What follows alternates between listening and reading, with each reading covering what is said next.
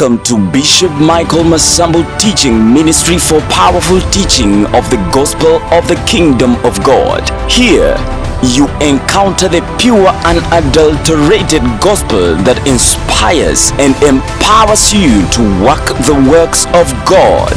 For nearly 3 decades, Bishop Masambu has brought hundreds of thousands to the Lord in schools, colleges, crusades, and conferences all over the world. His ministry reaches out to widows, orphans, and needy in the society, providing food, clothing, and scholarships to learners.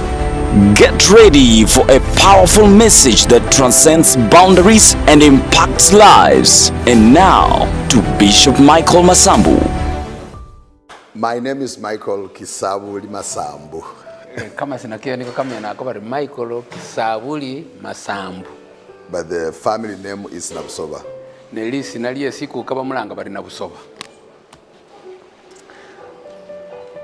I'm one of the last born sons of Yohana Masambu. Ndi mutwela kubana besinde babasembayo ba Yohana Masambu papa wewe.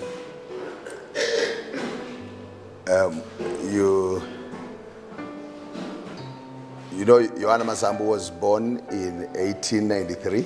Yohana Masambu papa yasali mwaka kwa 1893. But then they moved to Kenya.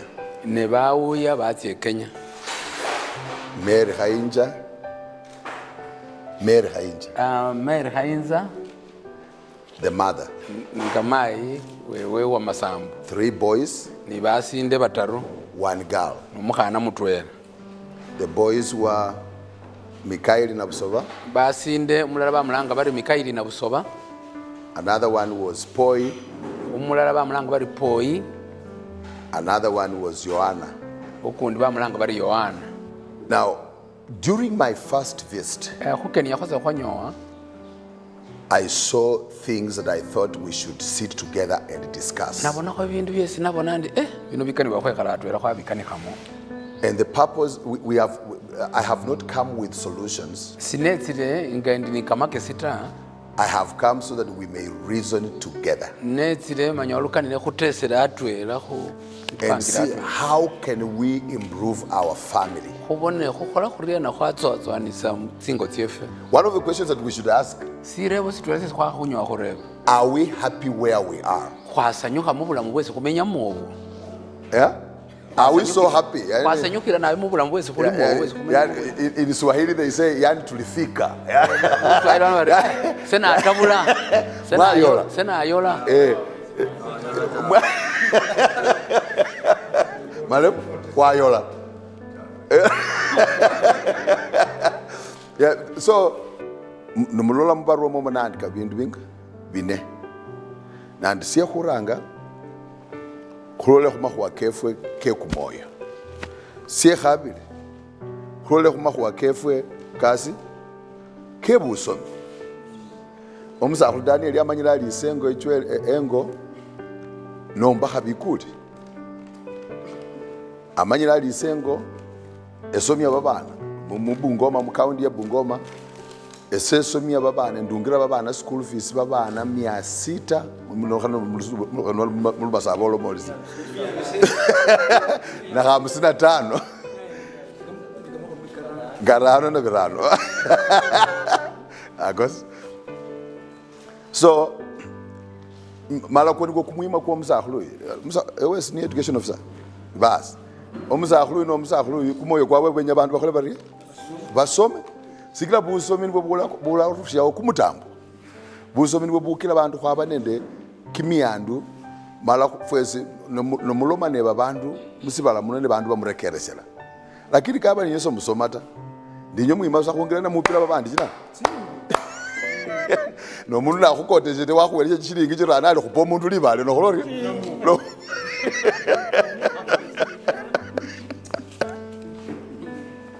Sika waloba khusoma. Now, mumanyire sikira nendangire sabasakhulu mwengene ba papa. Zikira nenyire siye khuranga umanye sindu bali papa sino. Umanyiro lilikwa lyekhuka wele khumulanga khuli wele na papa namwesina nono wele kabumba umuntu wesika sidende wesiseji mala wabukula umuntu wesiseji wamua efuma yewe omwene ayelo sio umuntu bali umuntu wesiseji bamulanga banana papa amulanga ali papa yono akulanga bisali papa ebe bisa kusala babana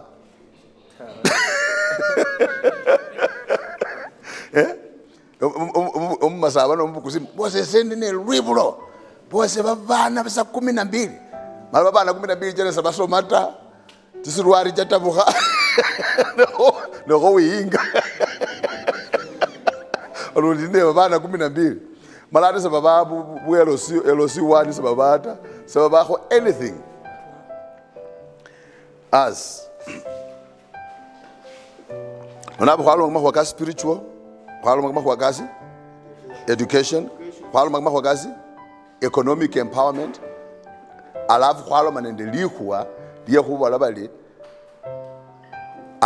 building the family kukola chi family chefwe chibene kamani ne family nyebene kamani kuba nende liyambana karikari wefwe esene mbulira nandi bosukali nende sindu sirere fuma mala sikile family yanyola lisina lilai nokola kuriena kuyetana ne khacha kusomya bindi byota nenye ndume kusa this is amazing kabalo ko andika notice cho andika sinduli the fourfold mandate of men in shaping the destiny of the community. Fourfold mandate of men in shaping the destiny of the community. Yani balumundu wesise chaweleka mwa kimilimo kinga kine nganoluri onende kimilimo kine mala kimilimo kyo kinyala kyakira kaba lukilonda onyala wamya lu a family yo kuhwa mabundu niyo bandu bakileka kapisa niye bakileka mala wenyu si a family yo yabangaki kimilimo kinga kine sinenja kumweka ho bintu bikalita kimilimo kine omundu wesisecha siye khuranga aline welcome wele siye fuma mala wamulanga ali papa kwa hivyo omundu wesisecha kumilimo kwe khuranga siye kwali bana papa fatherhood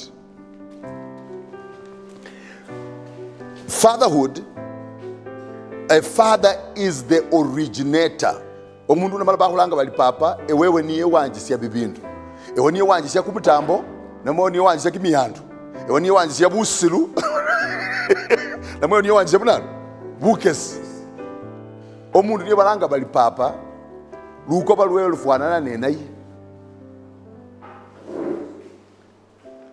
namala walangwa papa likuwa bali father seli bisa khusala khongeneta father ali omundu wanjisya sisindu so bananga mu Uganda muno who is the father of the nation? Who is the father of the nation? Who is the founding father of the nation? Who is the first president? Huh? Yani nyanga mulimuso manyira rawe nyweta Daniel ifumukenye muna khureba sala who is the father of the nation? No yokela bizoli Jomo Kenyatta. They are fathers of nibo ba sala siba na kulanga banana Kenya.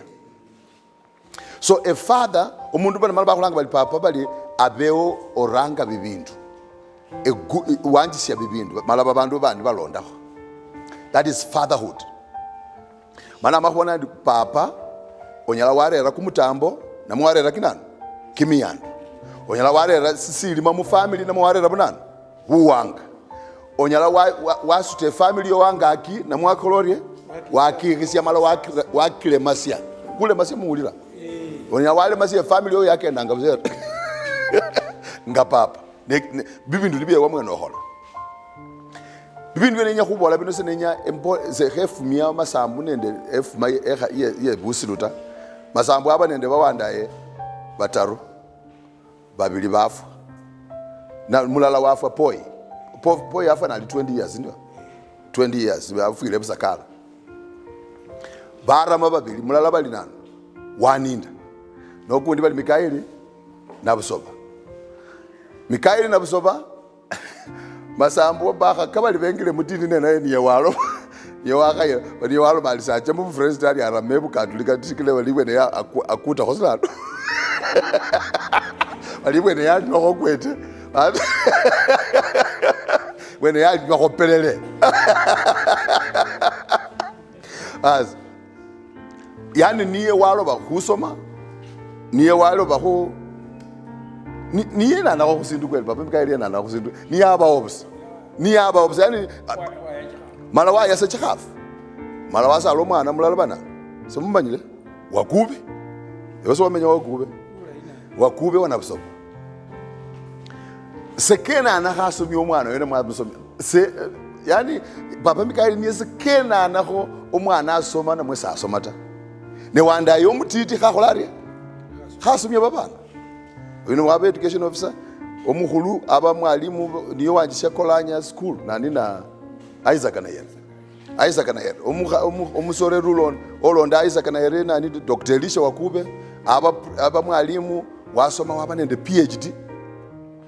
Marita Muhammad Nathan Monoko, Basom, Baha Nabola, class what? Foul, the class 6, near the Rapek. Near Wasumi Babana, Yani near Papa Kumoko Kumubo, Kwabali, Babana Bamanya Were, Babana Baholabarian, Basome.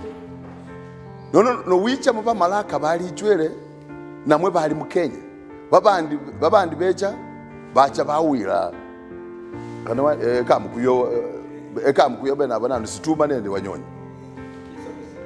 I love which is a music class in Manasi, Kurobe. When Abana Bawi day. Baba and Vanuka came Balaban of suppose, Papa, Bebamala, Bebamalak. Lakini papa balala wale masi family yawe ne papa babandi basu ne family yawe angaki atangane hendoment awenywano baliyo papa balala khabasuta babana babwe angaki ne papa babandi babera babana babwe bikele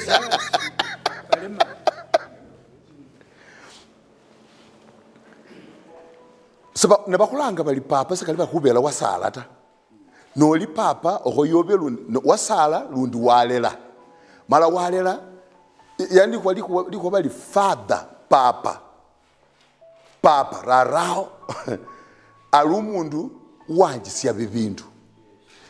No sali de babana, so sala babana na behala na ulumoli homu olpora babana alavu no mundu wanga papa waninda.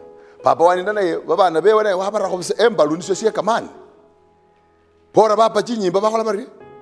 Bengela no ni babasani. Basani bali no nibo basani ne Masambu na yali kota na yefu ya kuila mu hospital ne bakokebela mu hospital no nibo baba chinyi baba kulange fo bali kibinana bali kimisinde kengilira kulana kulupao ne bali kulupao bakokomefu ne bakokoma bali kwengila kulupao ne becha bake wefwe no nabalano niyo musana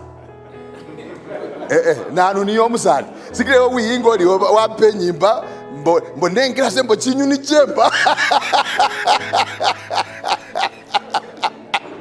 newe mire harungu kumulyango ko mundu bali weriyo watchman nona bemba luya kuyeta si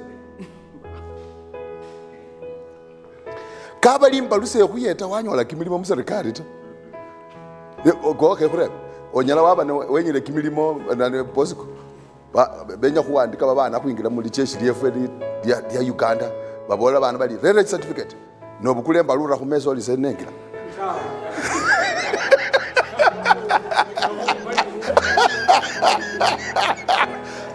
baluda kwancholi oino mulalu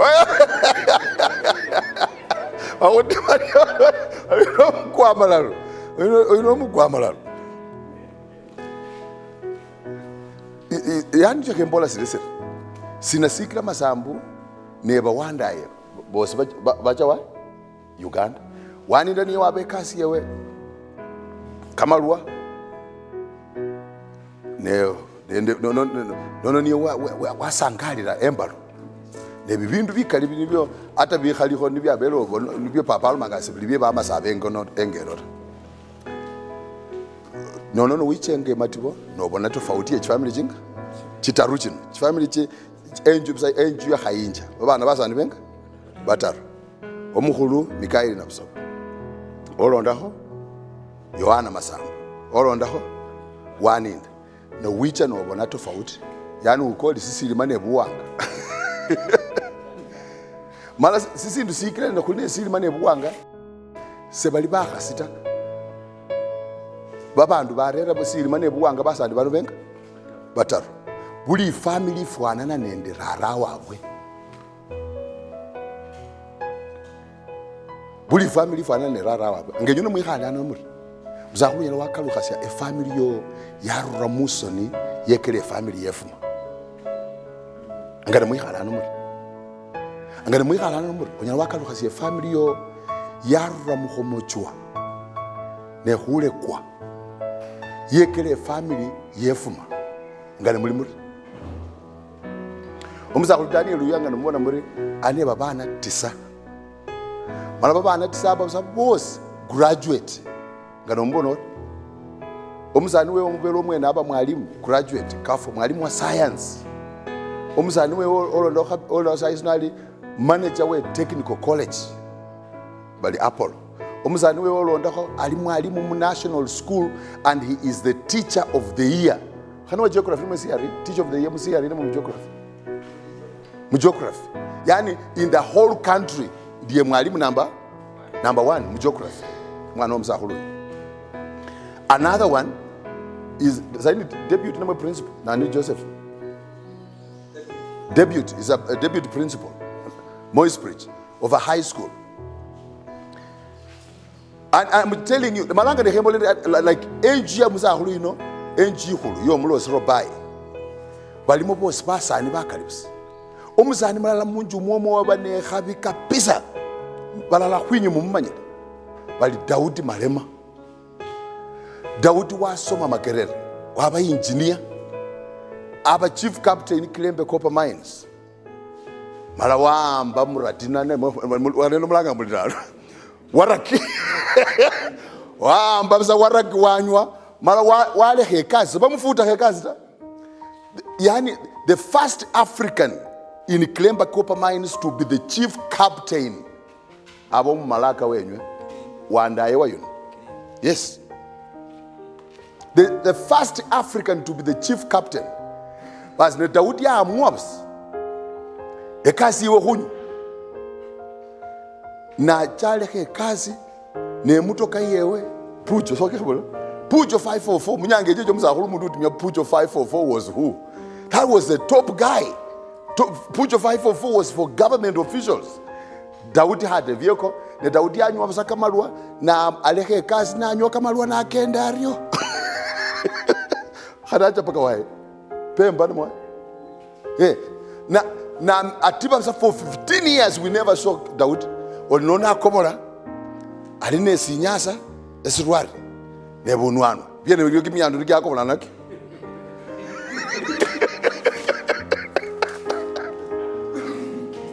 nonangena kwikhala no khuli wamwene onyala wamwe family yo echalukendo si echangila si wamwene anga noluri noni sikile ninyi ne kwikhala nando kukachula nyono basa bosiko ya malo okhabona ko li family yo yati basenyala yakololo khata buli family ngati mwikhala no muri eline bunya likwe khwanja lundi engile empia malekenda kanyala khata mosakanyala khata angane kwikhala no musakure buli family yenyu ngati mwikhala mbawe family ya bola niyo weleke kanata kaba bali yani wikhala sasa malwa bololi enough manyo umuntu sali nyola buyeti pakalu umuntu wenya buyeti olanga abuntu aluwilira malalo maliho waliye mulisungu balanga bali enough is enough yani naluwile semenya lifana rilundi na alobile.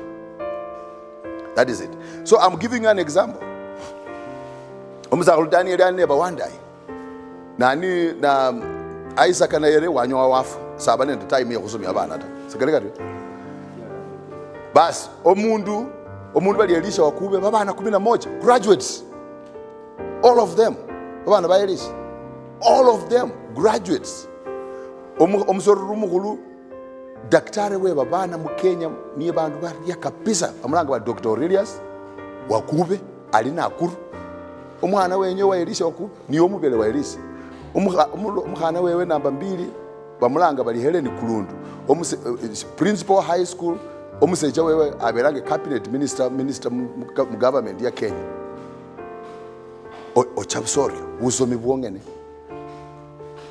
lerundi mu family yabwe aliyo papa okundi mu family omudwa wayo we mu family yabwe bali stanley na nabuso yes walo bakusomya babana ata niye kazi yo khusala yani alibusange no describe the standlords ende muna mu muntu niye asala babana lakini samanyile omwana kasalwa wahita ata omuzakhulu ino ni khokola khakanga sokhubola bale bali umwana wa standard ali khokhane waye sinakhubolela bali umwichuru wa standard ali abundu yani hata somunyala mwabala babana ba standard sika somumanya bali waye nata.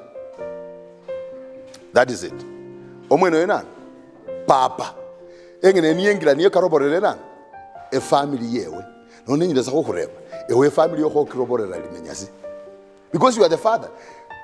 Ba Masai mumanyile bantu bali ba Masai babola bali buzi no tukana kusone ngubo mulanga mwezi muli buzi buzi bali buzi Daniel bali bulondanga niye sindani yabirira esindani rangira buzi bakhola buri bwalolaga no nano niye sindani ye family papa olubone family tietie kala buseri omulosi nano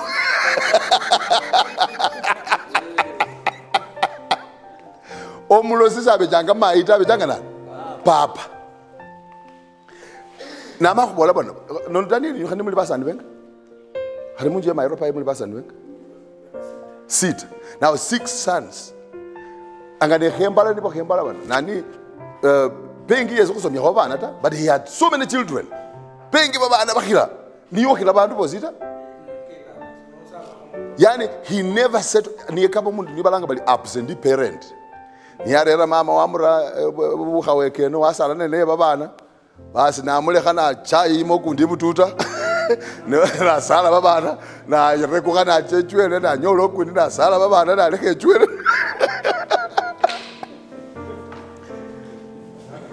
By the way, mu family ya pengi nano ni you don't have any professional, right? Yeah. Abo mwana bali na mwalimu wa ECD. Yani that is the highest niyo pengi kayelesi abana bayo. ECD yani mwalimu wa nursery school. Early childhood. That is the only teacher that they have. Malo mundu ne bana 40 something na mba bana bali. Baba na bali 40 something bana ba pay.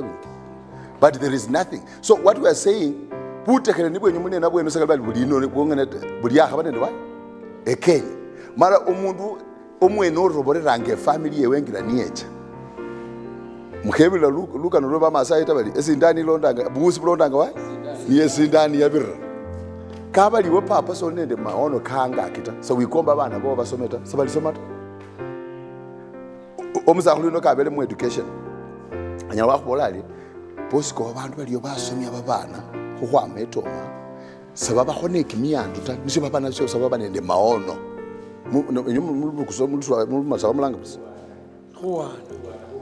mulanga tawe maono vision kama role yani wewe umekaa chini you sit down and you dream you see that my family should be there. Like for example, why did Khainja move from SITUMI to Kenya? She had a vision. She wanted a good life for her children. That is why she left SITUMI. She had a vision. It is a vision that drove her. Kama roroniko kamuisi ya kukwame SITUMI. And some of you, but you moved because you are looking for something better. Now, so a father is the originator of the family. He gives identity to his children. Papa, niyo wanjisha a family. Niyo elesia a family listener. He lays the foundation upon which his offsprings build. His DNA runs down his entire family.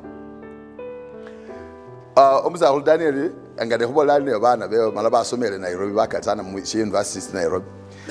Daniel nakubona ndinyike kindi na busoba weche wasikhwekhala. Banwande bali papa. Ane nyuma fwana na muriena kimima. Handu amakhulo mori khubela sina. Alisikira bulinji ya papa na posiko ino waikhala henga manya. Ali bulinji ya papa yesi nyocha. Nocha nonyola ethamos khumeza. Mala ethamos yeli musina. Echai. Omukirise kolanga nyabatima muchikoni ta. Echai batega lwawa nani na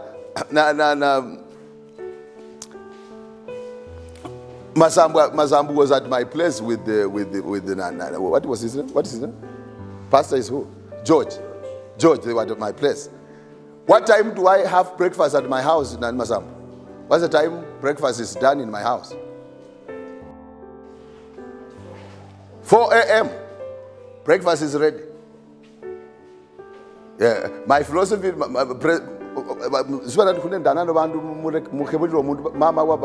Prime Minister of Britain, Margaret Thatcher. Margaret Thatcher abolani. Umundu chasa no kona, umundu kona lilo likati. Abasali nende nisi aholata.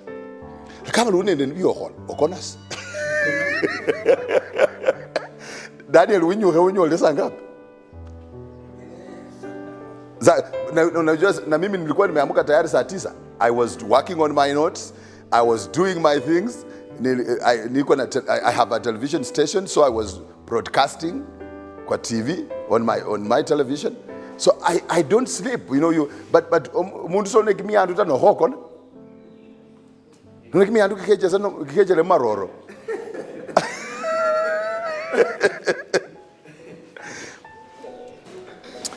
So we have said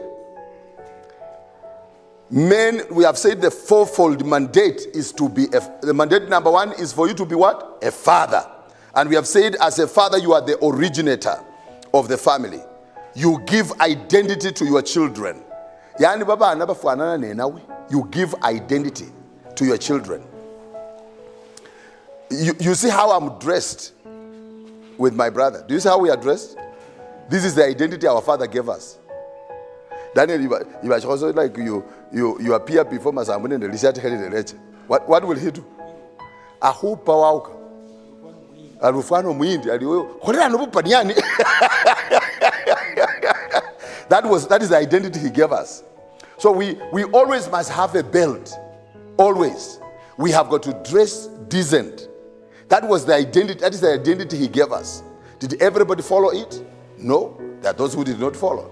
And many of those who did not follow, they live a terrible life. Number 2, if you are writing notes, God has ordained you, Pastor, not only to be a father, but to be a king. Kabak? Papa kubolanga balumba sabana afuire bali mupanga chingoma chibili ngalelo mels. Kabaka akende egindiris. That egindire Harun egindire kakolari hakon. Baba kubolanga bena eweni yaro kwa chwa mkulile ngoma mwana. Arako ino paka chwa mkulile ngoma ali mkulile ngoma. Ali mpofu ndendit nono mwene kejo. Ali Harun hakon.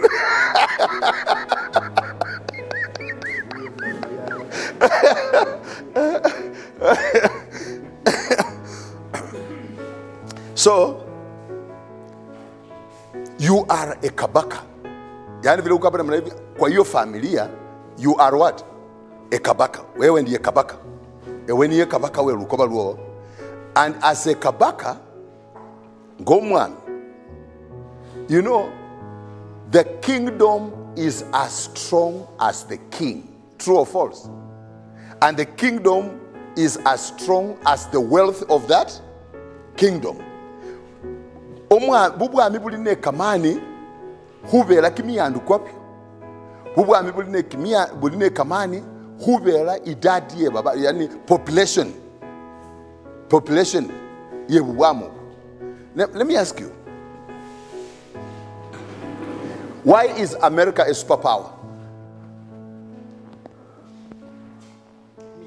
Give me a hand. America is a superpower. When America says something, America can direct what Uganda should do. Because it has what? Give me a hand. So if you are a man and you are not looking for wealth for your family, you lose your voice over your children. You lose your voice in the community.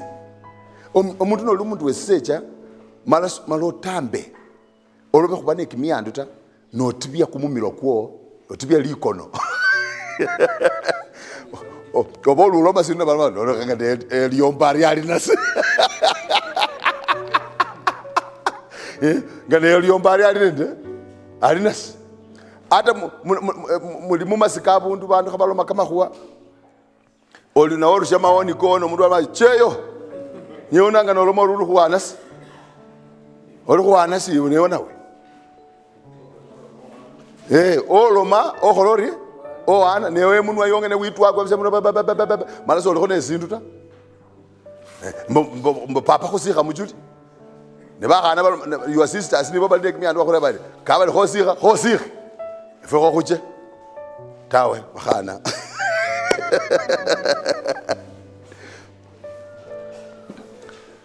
So the primary responsibility of a king is the welfare of the citizens of his kingdom. Yani kumulimo kumubofu kwa mwami kwa kabaka wakikisholi bubwami bwo a kingdom yo babantu khabamenya bulayi. So nyala kuba papa malolo ko sala babana mala so manya basoma bariyena ta kabali woli ko sala babana oyo manye bakhola bariye basoma bariye. My brothers and nephews and all this. Yani mimi, let me tell you, there is something that really annoys me. I need to tell you, is to see balumwana omumalaka kamile etoma namwe kamile ebukhaweka namwe kamile SITUMI hucha khukhola bumeitwa Kenya is an insult.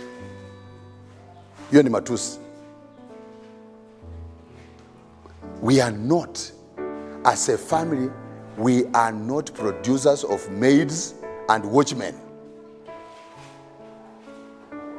We have got to produce children that will become doctors, that will become engineers, that will become pilots.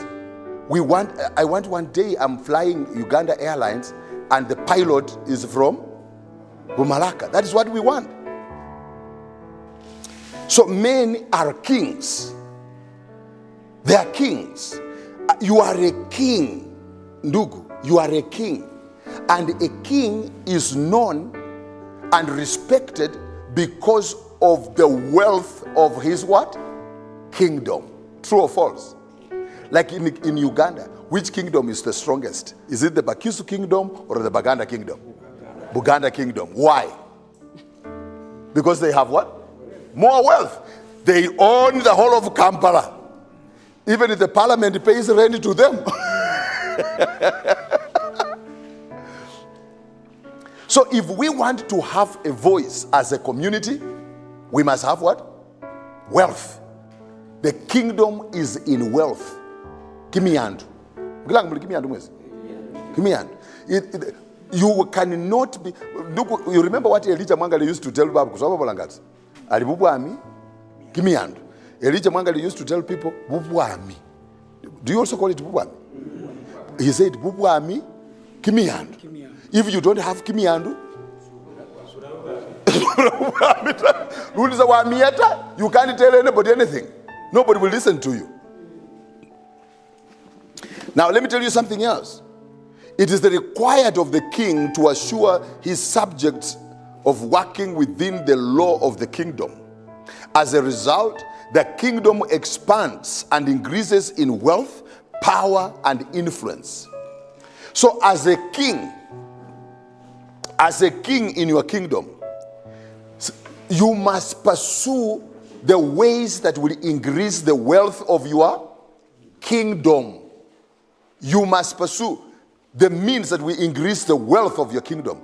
My brothers, each one of us should strive on how to increase the wealth of our kingdom.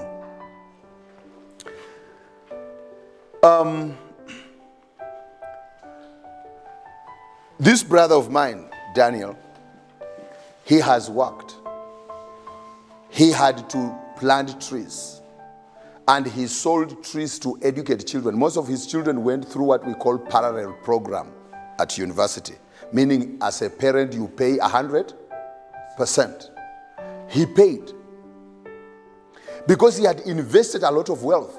And now Daniel Wataka, if Daniel Wataka today with 9 graduates, if he wanted to do something that required him something like 45 million Ugandan shillings, Daniel would just call his children and say, end of the month, I want 45 what? Million shillings, and they will give him. They will give him. And they will not be struggling, I can assure you, they will not be struggling. Those children will not be struggling. Because they have also married professionals. So literally he has 18 people in the home. His grandchildren are also professionals. He has grandchildren all over. There are those who have finished university already. There are those grandchildren who are now doing university in medicine, in all fields. So if he wanted money, he can summon them and they will bring money. And I have seen him do that. There was a time, I don't know whether he wanted electricity or what, he just summoned his children and said, I want this amount of money, and they brought the money. That is the kingdom. As a king, you yanoloumami sie huranga ohoyewi oime chingila che hurera kidan kimiyandu, because you will never rule without wealth. You will never rule without wealth.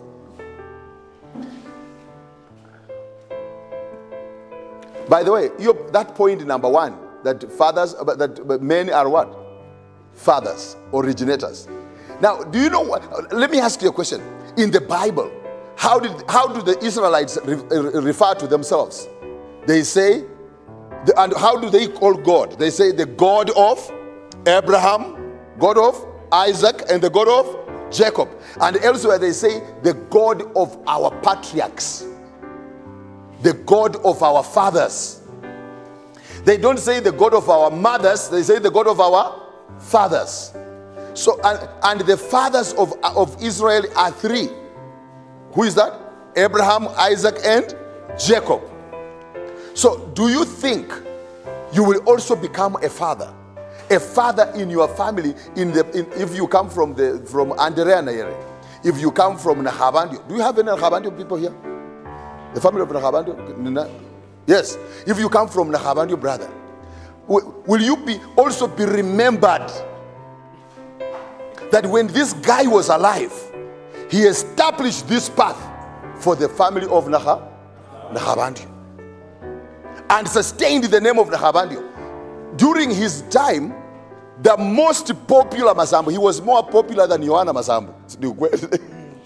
My brother was more popular than Papa Mwen.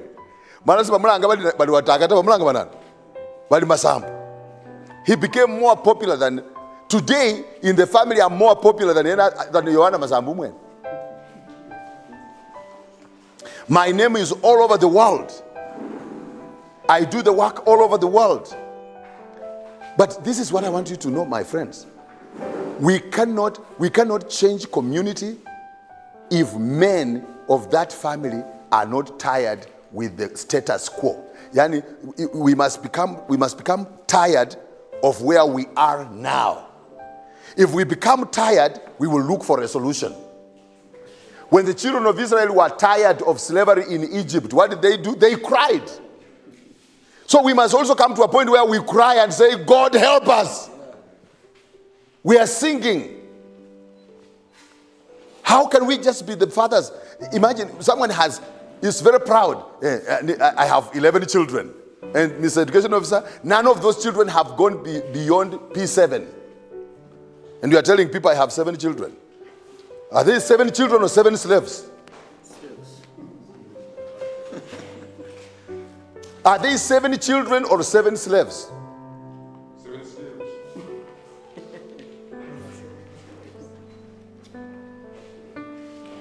We're not supposed to be the fathers of slaves. We are free people, right? If we are free, we are not illegitimate, so we are not giving birth to illegitimate children. Our children should go to school and become better. We want our children to be proud of us. We want our children to be proud that we were there, that God gave us an opportunity to be alive. We want our children to say, had it not been for so and so, we would have perished. You know, friends, I am a pastor in a very rural place. He has come there. You have come there, right? What did I tell you about that place? It was the headquarters of crime. Kondo. That place was the headquarters of Kondo. And I bought land there. Built my home. Even my brother was like, how did you go? Why would you go to that place? And I went there. Today, come to that place. The place is so good, and even the value of land has gone up. And people say, if they want to sell land, they put it on social media, they say, it is close to Bishop Masambu's home. Close to Bishop Masambu's home. Everybody who wants to sell land in Wabonyi these days, they must say that. Because they say, if Masambu stays there or lives there, it must be a good place. And we have changed the community. Those people are not my relatives.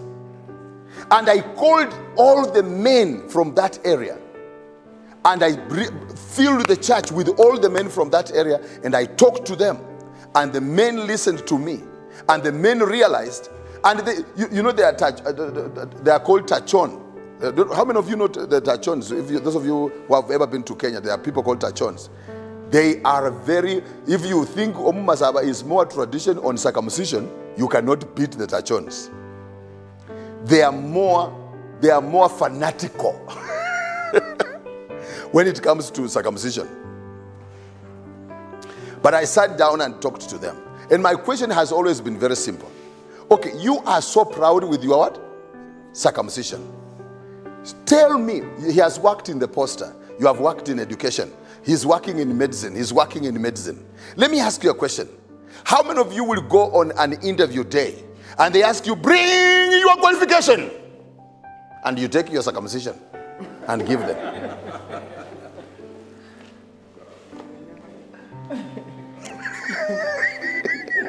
And then we declare you a doctor because you are what? Circumcised.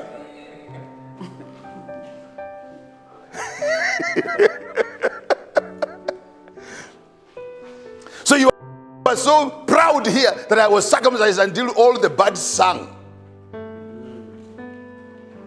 And we find you in Kampala taking care of the shop of someone who is not circumcised. So between you and the owner of the shop, who is a man, who has a voice?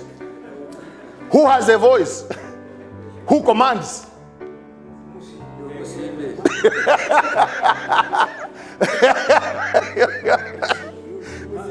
Hey.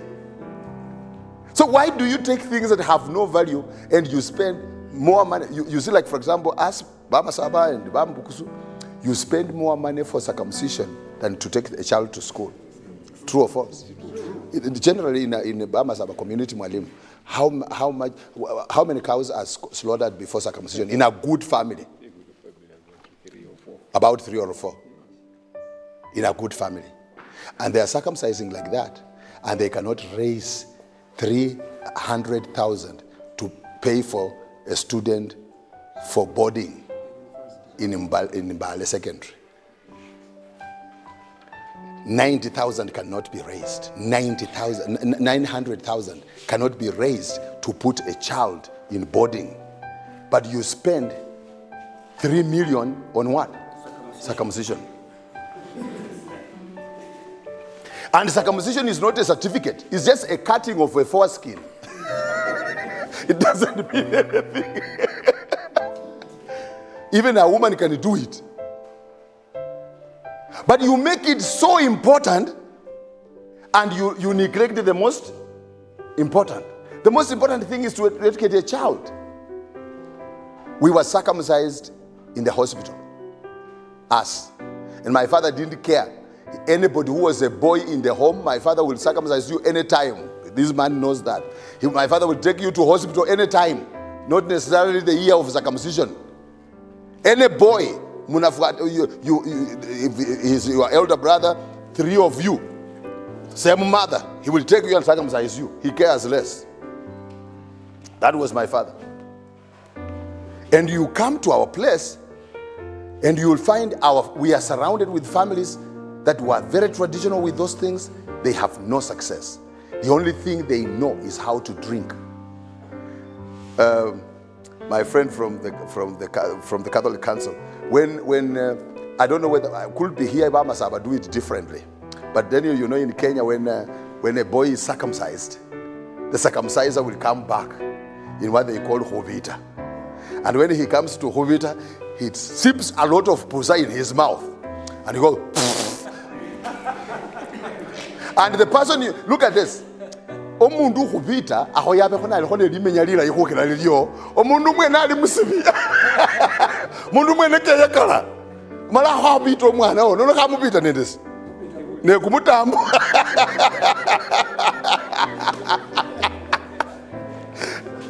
Or am I wrong, sir? Mwalimu, am I right? Doctor? Sir? These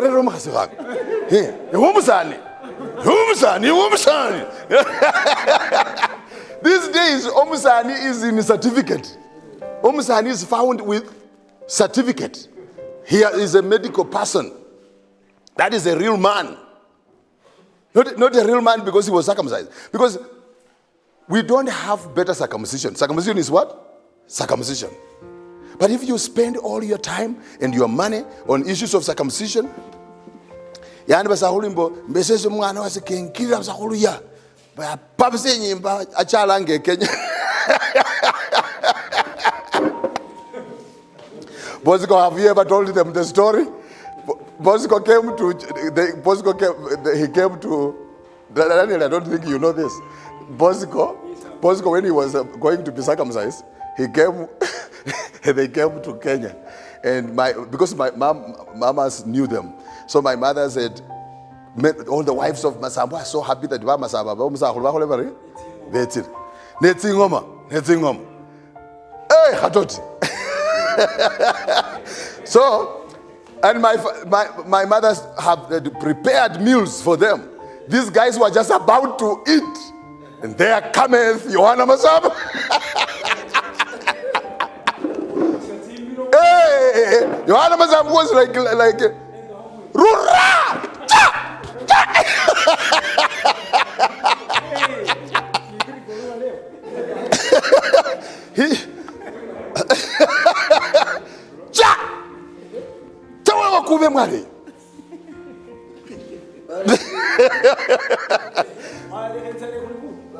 Hey,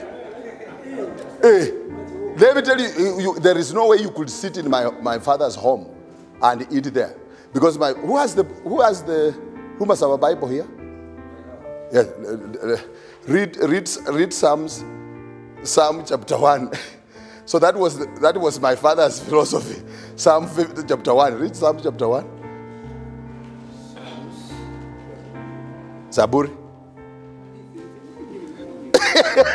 Daniel, I wish you were there. You know how Masambu will go ballistic. Masambu was just ballistic.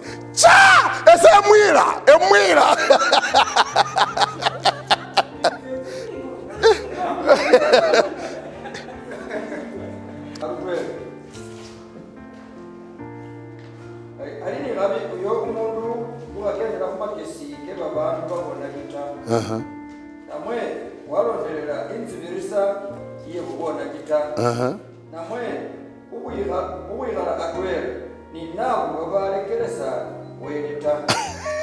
No, Papa, dear. Babandu ba minya balekelesa nani? We. Sikia baloma chindo machi mayan. Baloma chindo machi hwe. Sibi, ene huru saho ndi. Anyole umuyoyo. Muronderera kamakambira ko mugasha. Yundi mumakambira. Kene ko nimo ambasira siyoni kumusi zitatu ali umundu ufana umundu uyo afanisibwa nikusala kobyalibwa bundulo bwelulutsi kufana bibyamo yako mumbuka inene yako. Ario, thank you. As a king you protect your kingdom. So what was my father doing? Protecting his kingdom. Because you don't allow the behavior that is detrimental to the progress of your kingdom. He was reminding me of, there is a generation among you, Baba Masaba here, that really used to love the music by Waske wa Mzungu. You remember? Yeah. That you remember, Bobi Yuni Bilimbale, before Tafota Luso, good morning, Gimbale, good afternoon, Gimbale.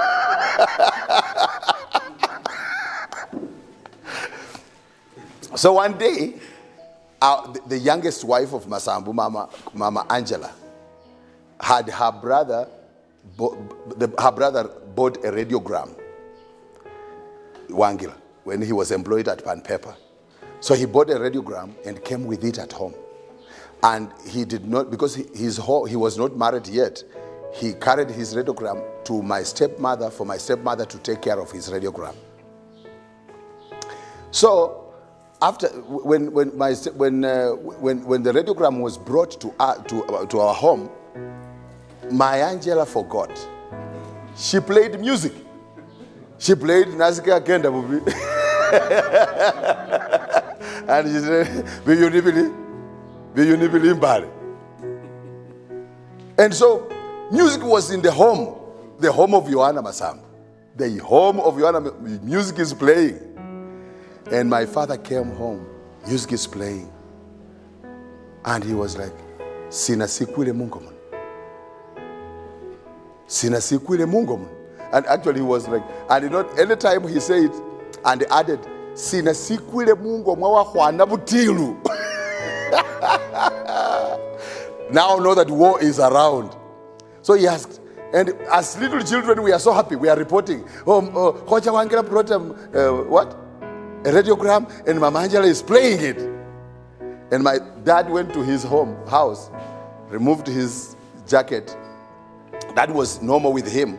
If you see him putting on a short and he has a t-shirt with an overlapping jacket, there is war. So he got out of the house and went up to that house, the kitchen where Mama was playing music. And we didn't know that behind he had put his big club. So he removed his club. He didn't beat the wife. He came after this animal that is destroying his what? Radiogram. That is, to him it is destroying his what? Children. It is planting a wrong behavior in his children. And he smashed it to nothing. That is how he was. Every king protects his what? Kingdom. You have seen Trump is chasing out immigrants. You have seen? Because they don't want people to be in his kingdom who are not Americans and who are not legitimately in America. You see, like now for me today, I'm legitimately in Uganda because I went through the border and I have what? The rubber stamp that allows me to be in Uganda for 90 days. That is what I have. I have that. I'm allowed to be in Uganda for 90 days. And then after 90 days, I can go back to Kenya and come back. I am here legitimate, in a very legitimate way. My vehicle is cleared to be in Uganda. My brother is cleared. My two young men are cleared to be here. We are here legally. Now, if you are in Uganda illegally, the government of Uganda should do what? Get you out. Because you are a danger to the security of the country. So as a king, you need to protect your kingdom. You protect your children from things that could defile them. Number 3, as men, we are prophets. We are the prophets of our family. Men are required to be the seers and prophets of their families and nations. They must have grace to cast the vision for the families with clarity. Yani basahula ngana mulimburi ngano lumsahulu we mungo mo. Mwisimulanga mulumngozi. Ewe niyo mungozi wasi. We lukoba lwo. We halala no bola baba no pap. Se muhatambe samurita. We la mwachi gabi. What are you doing? Prophesying. Oli say ne hukusia kamuputia sa ino Yesu kuli. Ndakola ndiye? Ndakusia. Mungo muno professor holari abamo. What are you doing? Prophesying. Yeah, you are prophesying. Or prophesying. You are prophesying. You are declaring. That is the work of a father. You prophesy over the family. Unasema kwamba you say, we will not be like this forever. I remember when dad lost everything and we became very poor, we were sleeping hungry, and my mother could tell us, Papa, semulimenya samurita welali aliyo. Semulimenya samurita muhabele limenya li lilai. That was my mother. And my father kept speaking things over my life. A good father prophesies. And look. Dr. Elisha Wakube was there. Daniel, I'm just remembering something. Dr. Elisha Wakube was alive. Pengi was alive. Stanley was alive. All people. But Papa was always on this one, telling him, Linda Baban. He was on this one. Take care of that one. This one. He was on. And I think that's why you are still alive. Maybe you should be dead. This must be a dead man living with people, okay?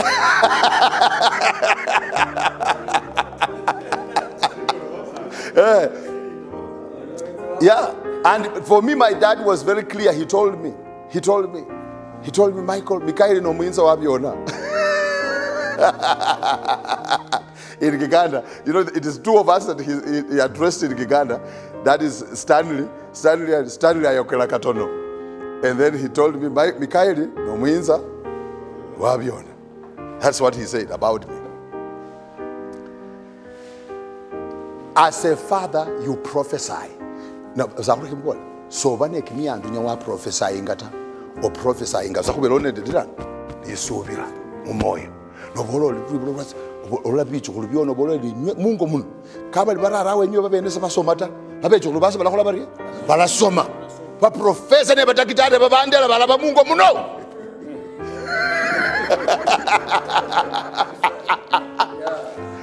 Nono mbako bandu bala yani mulubele ko muli amina. Lakini mwasilile msamatunya bandu sina bandu ba ubala no bakola bari na kubandu.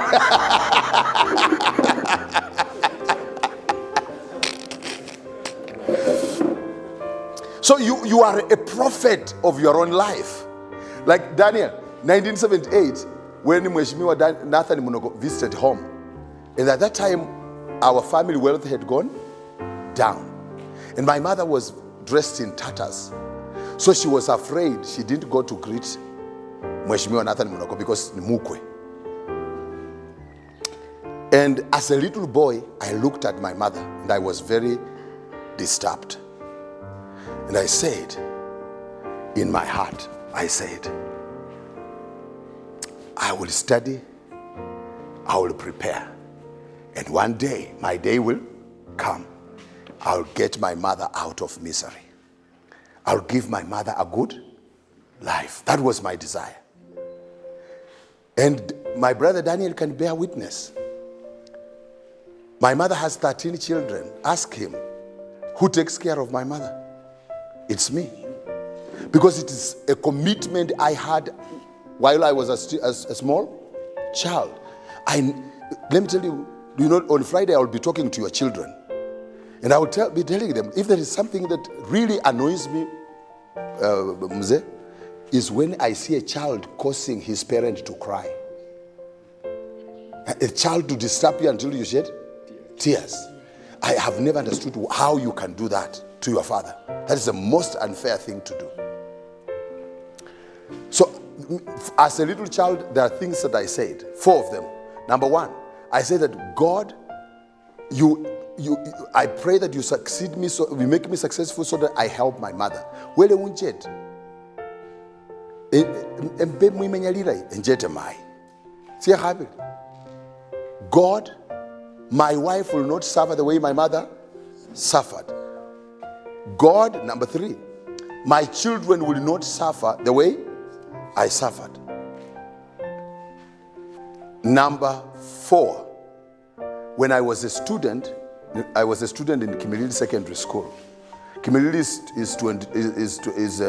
is 18 kilometers from Kimilili town to Chwele, then plus 4 kilometers to our home. So that is a total of 22 kilometers. And they will send me home for school fees, and I walk on foot from Kimilili to Matiwa. And at that time, Masambu was very old. You go home, you greet him, remember? And Masambu doesn't know you are and oh, Pap, is it Mikhail? One hand. Oh, whoa! And he doesn't even understand. No, newe mao muhana mundu sina. Mao bali nandi Nora. Ata Nora jana sa mumma nyileta. No Nora mweno yo muhana mundu sina. Omulyuli. Oh, ne esebo nalo kimyesi kyawere kitaru. Senyora ko chishiringi kwa mahwiweta. Waibilira eturesiase. Waibilira eturesiase. Eturesiase liyo wana Masambu na yerepio pokisi fwo chwele. Rumabumbu eno mo chishiringi. And you have been sent home for school fees.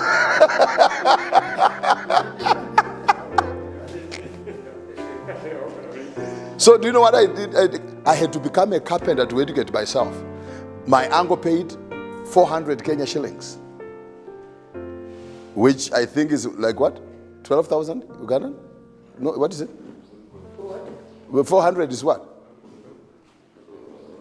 400, just 400 shillings. 11,000. Yeah, yes. 400. That is all that someone has ever paid for my education. The rest, I became a carpenter to educate myself.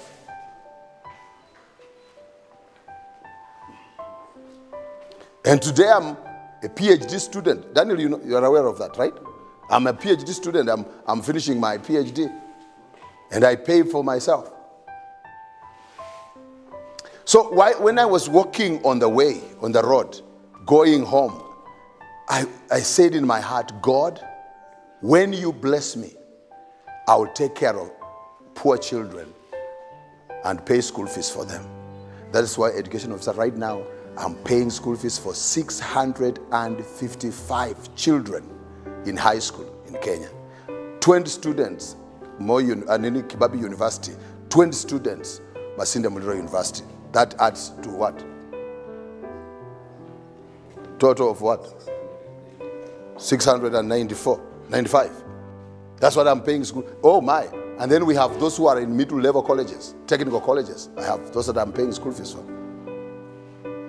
So what I want you guys to know is this, and I really want you to look into this thing with a lot of understanding, because it will help you a great deal. And you will come to a point, Ndugu, my brothers and sisters, you'll come to a point where you'll live your life to the, my friends, this thing is run out of power.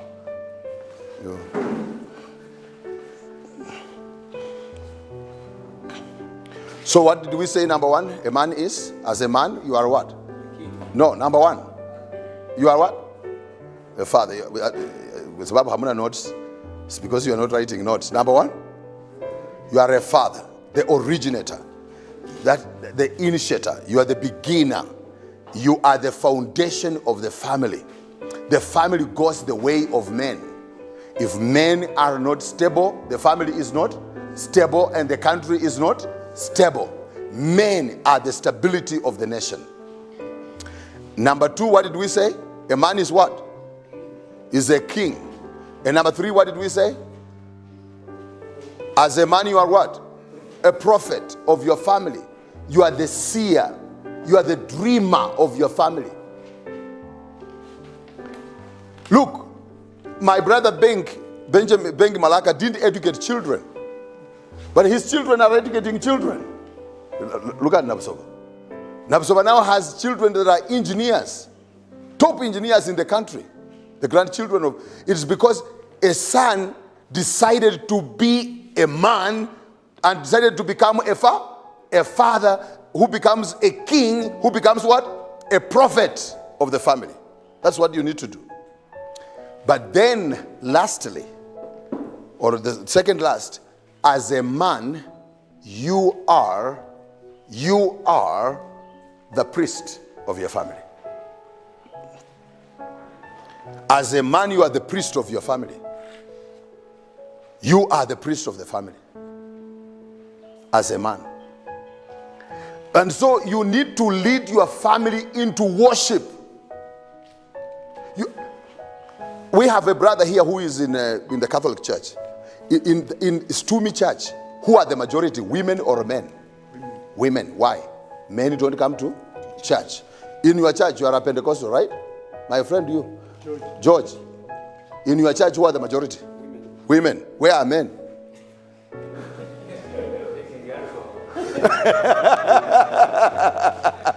Where are men?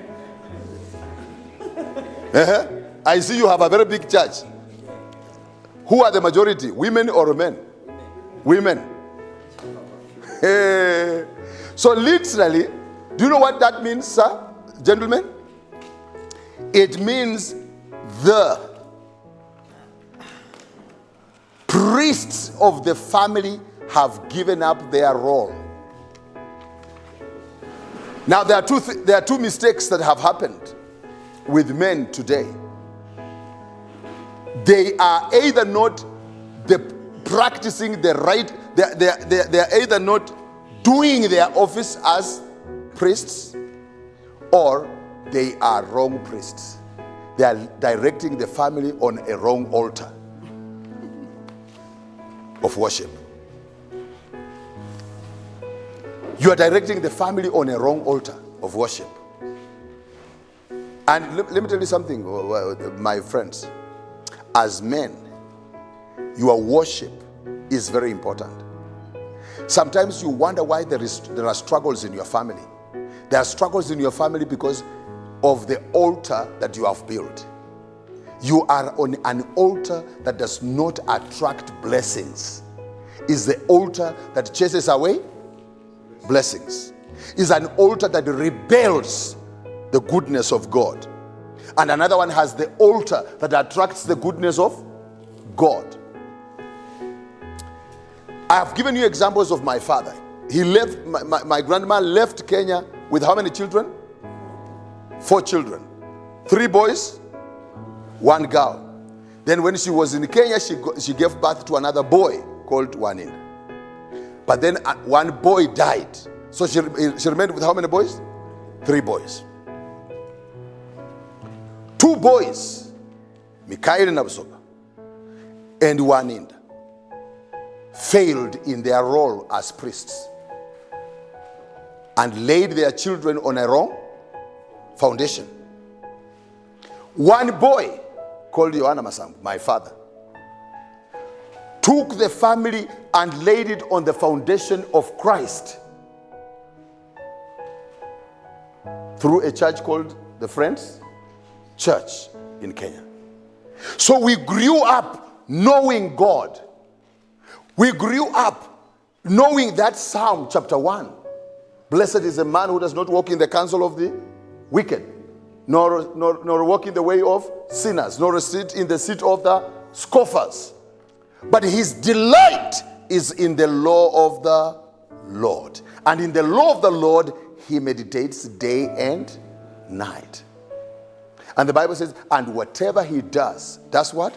Prospers. Do you know why it prospers? Because he is built on the right foundation. I have a question. What foundation are you as a father laying for your children? As a priest, because you are the priest. You are the priest.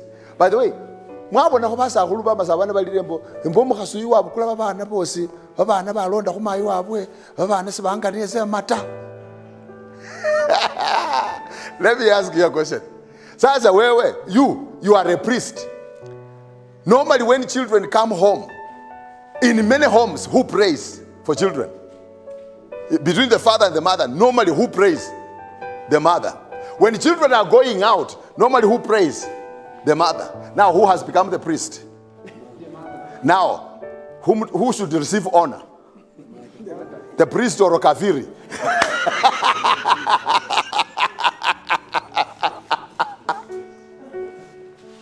Yeah? So men, you are the priests.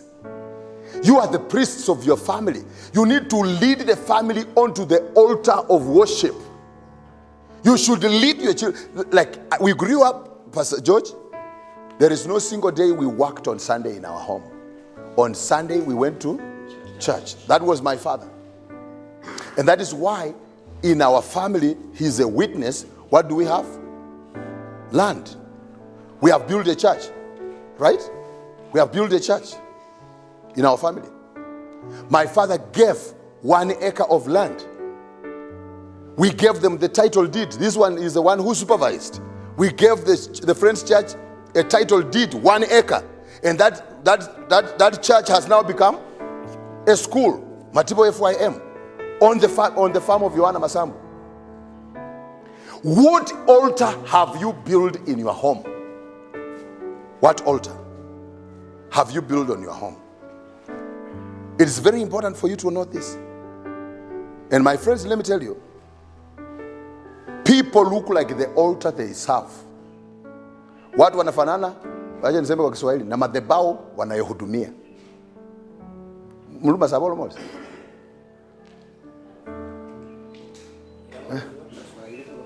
People look like the altar. Kwa Kiswahili, watu hufanana na madhabahu wanayohudumia. Madhabahu is an altar. What is an altar in altar? In altar. Nono abone. Mungu muo mufanane ndio altar niye wa mwene wombe.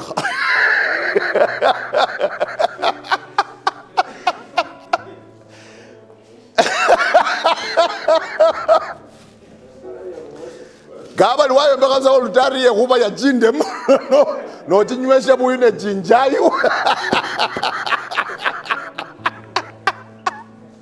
Ndugu ulifana na busori. So lisalo mwana oli amiata. Nakubole.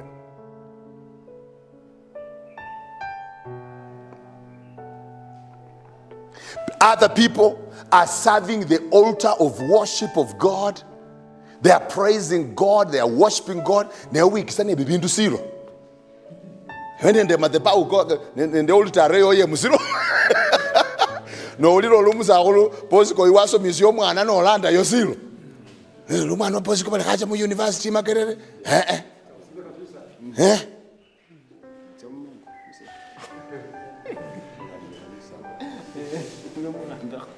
Yoni ola mo lumweno yala luhe. I can assure you. So look at this. Let me tell you the truth. I want you to study ba malaka bali mu Uganda muno. Ngobene wikhala sasa malokole study ba malaka bali mu Kenya, bali mu Uganda muno. Obanye ba malaka bali hangaki. Nende ba malaka bali why? As. Malolole bali hangaki bano. Bali nende madhabahu si. Ne bali asiano, bali nende madhabahu si. Altare. Ni altare. What kind of altare you are servicing? If you are servicing a wrong altar, an altar brings a curse or a blessing. If it's a wrong altar that is against God, it brings what? A curse. If it is a correct altar that is good before God, it attracts blessings. That's what happens. So, beloved, as men, you are priests. Fathers are required to set spiritual tone and atmosphere for their families. As a father, anga papa, ewewe niyongona, how do you call atmosphere in Masambu? Ember. So loma kama kwa kumuluma sawa oli papa niyo ngone mpera ye Mungu mwewe. Papa uli utereza imbera ye Mungu. Utereza imbera ye Mungu. That is what you do. If you can make the home, you can make your home have the atmosphere of worship, atmosphere of praise, or atmosphere of war. If you want. My dad had many wives, but he put in our family the atmosphere of unity. If you have married 3 wives or 4, and you have divided the home yourself, no one can unite that home. If you thought you are a man enough to marry 3 wives, be a man enough to unite the family. Be a man enough to unite the family. Don't divide your family. When my father was about to die, we are 22 sons of my father. Boys, we are 22. So when he was about to die, we were remaining. I think Isaac was dead, Mawia was dead, so we were 20 alive. But Stanley and Bengi were not there. And Joshua Wanjala were not there. So 17 people were present. He called us in his deathbed, and he said, "You see, you guys, you are children of one person, but there are 4 strangers in this home." That time he's remaining with how many wives? 4 wives. And those wives were seated there. They were seated beside him. And he says, "There are 4 strangers in this home. Be careful with them, lest they divide you. So be careful with those 3 what? 4 strangers." And that is what my father did. And from that time, as we have remained a united family. Friends, let me tell you something. This country needs your children to succeed. Uganda needs your children to succeed. Let me tell you, there was something that was like when we were looking for we were asking for the youths, and someone says, "Oh, most of the youths in SITUMI are not there because they have gone to Kenya to work as maids or as house." Excuse me, Uganda is not the producer of maids. I thought Uganda is the Pearl of Africa, isn't it? How can the Pearl of Africa produce maids and shamba boys? If we have our boys working in Kenya, let them come back. Let them go to the technical, vocational schools. Let them learn tailoring. Let them learn masonry and brick laying. Let them learn joinery and carpentry. Let them do things. Let them learn welding. Let us create.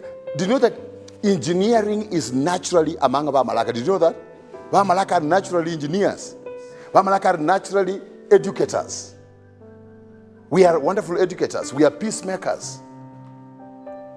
We are visionary. So what I want each one of you guys to know is this. You need to make sure, as you are, the way you are said, as men, please, educate your children. Don't let your children go astray. Don't just be proud that I have 12 what? Children that are just 12 slaves. Take your children to school. Give them the best education. Don't destroy your children. This country needs your children. The government of Uganda needs children that are educated. Your government is educating. It has provided school education. Take your children to school. Cast the vision for your children. From the tender age, tell them, you will be a graduate. Cast the vision in your children. Tell them, I will take you to Makerere. Cast the vision in your children and tell them, I will take you to America. Cast the vision in your children.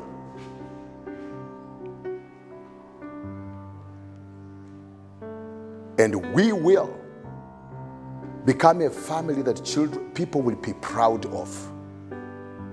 We will produce wonderful people. we will produce wonderful people. Because of the foundation my father laid me on, because of the altar that we were laid on, the altar of Christ, I'm a blessing to the country of Kenya.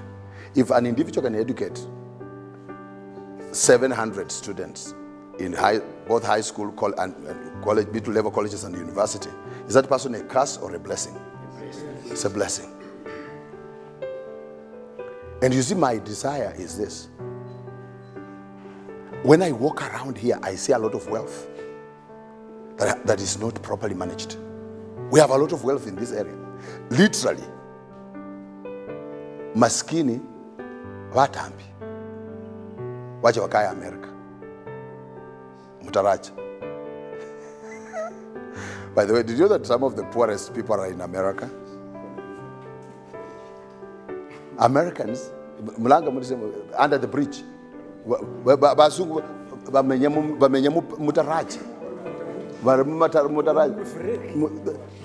Upper Uganda, it is difficult to find a homeless person. But in America, we have millions of homeless people. Someone who doesn't have a home, he doesn't have a relative there in America. Do you know one of the securities we have as a people? We have our brothers and sisters. We are a family security.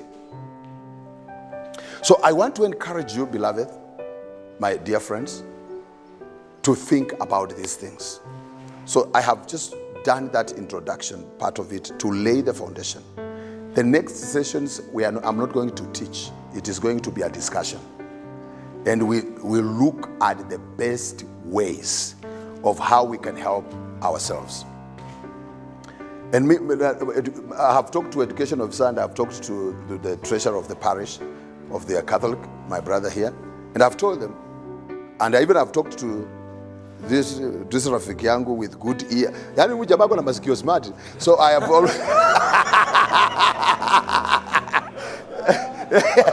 yani, if you want to know Malaka, you look at this. This is the typical Malaka.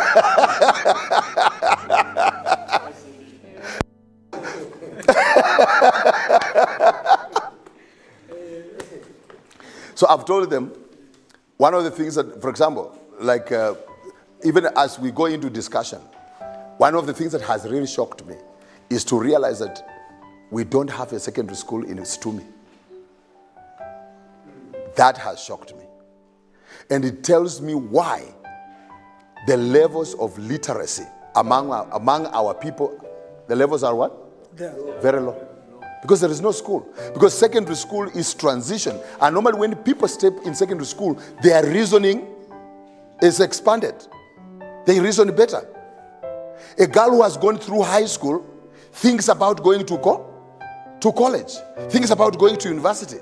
But a class 7 girl, class 6 girl, thinks about what? Getting married or crossing over to Kenya to become what? A maid. Let me tell you something. I want that after this meeting, none of our daughters will cross over to Kenya to become maids. They will only cross over to Kenya to become Ugandan ambassador to Kenya. We don't want our girls to come to Kenya. It annoys me. Like, I go to Nairobi, and normally I don't stay in hotels because I have a very special diet. I don't eat most of the things. So I'm either cooking or my wife is cooking. Okay, so you see, like even today I didn't take tea because it was spiced. I could not take that tea. So I go in an Airbnb, and I'm seated like this, Pastor George, in Nairobi in an Airbnb. And during the day now, all people have gone to work. Who have remained in the estate? Maids. Who are those maids? Masambu. And the girls are speaking stupid things. They're you know, they don't understand that we have people who can understand Lumasava in Kenya. They're discussing stupid things about men, about who slept with which man, about who has... stupid things that girls are discussing.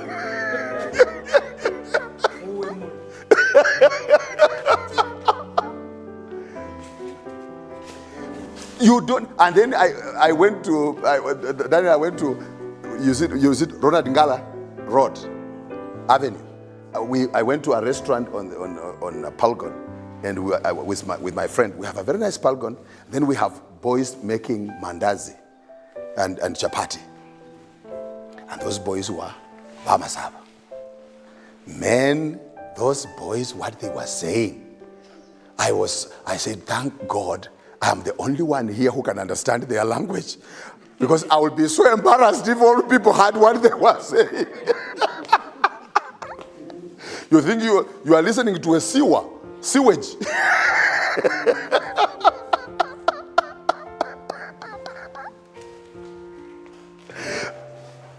So, my dear friends, this is what I want to say.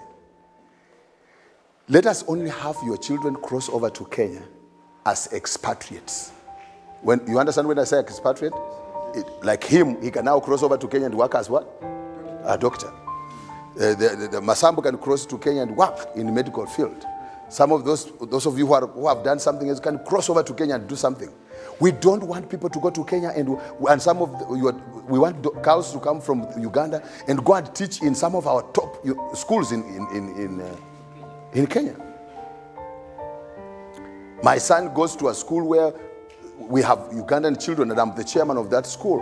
It's a high cost school. We pay. How much did I say we pay for my son? Yeah? 9 million per term. That's what I pay. 9 million per semester. That's what I pay for my child. From senior 4. That's what I pay. I would like to see children from here coming to school in such a school. Because our people are blessed. Our people are prosperous. Our people are walking in the blessings of God.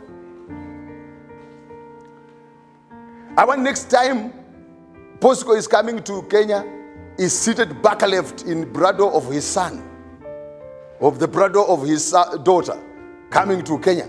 Don't want you guys to be coming in matatu and border. Let me ask you, is it possible or not possible? My friends, I'm asking. Inawezekana ama haiwezekani?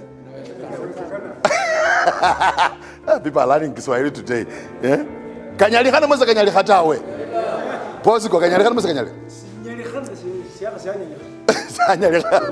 So what we are saying here, friends, is let us build a strong family. And we have learned. Now, do you know why I gave you those 4 things? To make you proud. Number 1, I am what? A father. And being a father, I'm the originator. I determine where the family is going. I am the foundation of the family. When we say the founding fathers of Uganda, we are talking about the first president or the first prime minister or the first Kabaka of Uganda. 100 years from today, will you be remembered? It is very easy to say yes. You will be remembered.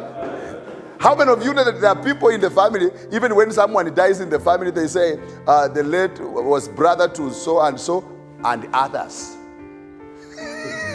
Because you don't even deserve to be mentioned on radio.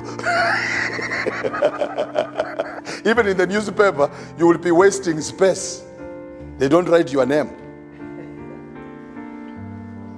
But there are people whose names will be mentioned. I imagine Yohana Masambu died 30 years ago, but his name is being mentioned. Nayelewa Malaka died 130 years ago. Nayelewa Malaka died actually 100, it is exactly now 132 years ago when Nayelewa Malaka died. But we are still remembering him. 100, but we are still remembering him. Why? Do you want to tell me he was the only one? Why is it that others are not mentioned? It is determined by what kind of fathers they were. What kind of a father you were. What kind of a father you were. I want to end there, and I just want us to have. I want to have a rejoinder, just reactions from you guys on what we have said. Mube no niye umulebu wefwe n'omwama Bishop alinga nabeleyo naramba kimilimo kyewe wakenda sibalasira imbale wamenya Uganda aliyo waena mu America waena aliyo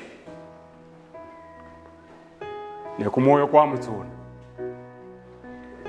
ali nakhola ebyo byosi yeyo niye nama sina siliyo ehebuha enyuma abona mbayo mu malaka umufana ta kesi mutsina akobola musikuka alumlare etse ni birubirirwa byenga babeleho etse ni birubirirwa bine sinyoa gano mubonore waandi habita ate mbao sindu sihufumisa musibala sino syosi nga sitabuta basungu banano babisomo ne musitabu isyo andi hamo bindu biyamba niyama era yaba ni SITUMI yaba lisi nalyo ngene litwaliri ya musebwa paka wali rondela bari ne naandi ha husifonie ha holasi ndiye habona kila kobole husisina weze SITUMI aboneo manyanga nga musitabu bari hola first edition second edition manya mu second mu third edition mu sitabu si hata rusifane anyala wongera mu bindu bindi ngakana SITUMI mari sindi simurere sheke myoyo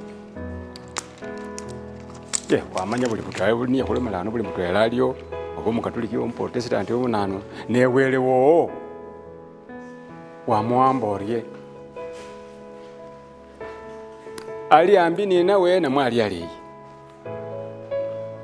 siwabitsire bona abita sie habili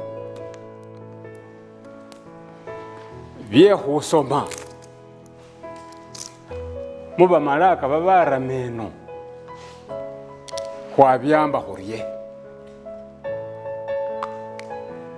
amahuwa bola hano ngakana humalisa ari ani hulumulana ali hudiguri isemba yohumbungaki ani ali akana humalisa aba kumugamba ni urundi bahamu kwarese somba tumanya huhatye manya hube hurye kamaiya ndirumepazi mwiche wasome diguri nyo abakira muri sukuba bari bachelors bari basama yaba ediguri bari masters ye bahola wamara bene bari doctor abe wahala hobanga so asoma busa buta bahula ngo doctor hobange wari doctor namwe umusa uweka nanu uweka makesi doctor of philosophy ye ni alyo nefwebu malaka babara mu musikuka sidiguri zili weze hose weze huba khoma ngana huba bole asalelelo wanyala papa weze ati khuli mukanisa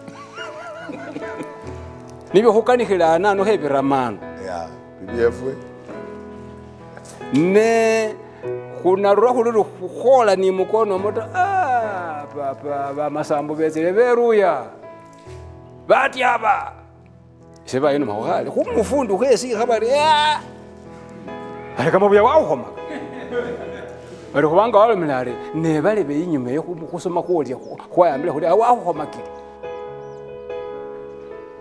ne ni yalo milare ahabanga byayo ne hamwe yeyo sikuli nibezi digurita sikuli nibezi diplomata kumubolo ko kubera kunyala kwa khola sina kwayusamo ate kwangona sabolera ali ahabanga yosu wasomata umwana wanya wakhola sina wasoma obumwitsukhulu nyanga wetsa wakhulusa kamandu munana kali ukhehoma namwe walo mama wiyo walo mari namwe Masambu walo Bishop walo milare tawe wamali biliyo byasoba ne byakhola sina byakulumwa kala kane habye khusoma wamanare ne husomoho kuche ni sindu sindi nso bali hung'onamo ifuna unacha kusomesa mwana lero aha bali UP baganda UP bali bona basome ninewe bali bona bakone wamanya hukona mu Uganda no hufuba bali bose bafube nga wasiro mwana wa ile mwisoma lya UP nemba humwasitabo mbamuwe kalamu mbahumwangala ha pesita anafuba hula sina kubanga musa wose uli na sina nilipesita kya mlari wewe aho nakana kusomesa abana ne huli ningeli ye hufuna handu ne kusomesa banana babana ifuna na yakana hukilolamu atakana buli mutwela ameyo abeni kamani mufuna ni balanga bali economic what empowerment bakuweni kamani ke huirambira ahule mwe engine itimisa inzo atwana yo Mungu munyo Mungu ne mwabanana emwache munana musikuka mbo unyo lengo ngasuwinya lengo ta musikuka bakubolera so nabani nana niliko not bakoko bale hosi ha papa lwahasesa mufwana bora manya musigele kumukama le kale si ho mundu wo ali hola si ali so falo rumana papa se kumusha lwahasesa banasota umuzeyi bayile munana mumochwari basasule kama pesi ngewe soni lipesi ta sirabusa paka lwahasesa eso ni sababole simanyisa siri ngabasa ni ba malaka hehungone mwefuna ne kubeni kama nani ni kama kuni ifune yeyo kanebenga kama sanyalazika ngasiliyo ta kumuzinda kwa mahoba akane kukane ngere dio kamanda ambamo ta ingamula basi arifwe ba malaka bara mu Uganda sikuli ni kamanda kila kama kono kefe ka hola sin kaliasi siyo wasi asikanihilone manya anaserera munana nga yina session yawe lyo kuingire kindi engene yo kulia nyo ali mulie nyo kubanga bala banyamwa munyala mwarwa muri wakutabira mwehola yakutye kubanga ali aho kesa mayasi yanga fusili sisemba yo walumale akanile ebyo singa biholebwa nga huli mubutwela bamalaka betoma bamalaka bebahaweka bamalaka besitumi bamalaka betwele bematiku na beka mukuyibo singa huli nanu huli yatwela kwambasa situela likono linanu litwela butwela unity